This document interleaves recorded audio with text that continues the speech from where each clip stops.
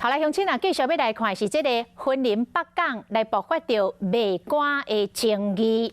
这个北港镇吴东籍的镇长肖永义，甲清洁队长苏志颖，利用职务之便，一个人共收120万到150万不等的汇款。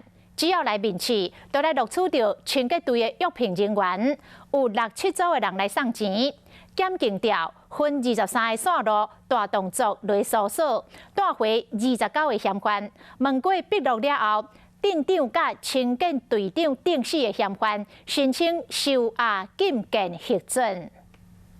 北港清洁队发生卖官的事件，再起队内气氛真歹，因为清洁队长苏志颖甲镇长肖永义涉嫌收红包，互人做正式的清洁队员。涉犯职务上的行为，收受金钱贿赂啊，以及图利等罪嫌啊。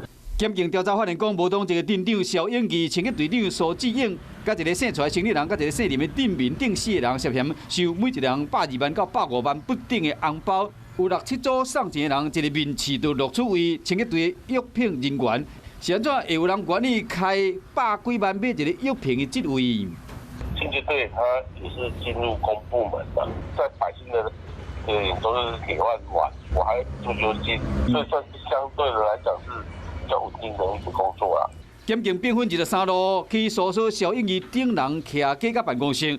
带回29个涉案人员，甲15名证人。虽然肖永义无承认讲收红包，也无检方认为肖永义、苏志颖等4个人有涉的证据，串口径的顾虑，甲法院申请收押禁见嘛准啊。因为行政程序来羁押的话，我们会先予停止，由县政府会派代理人。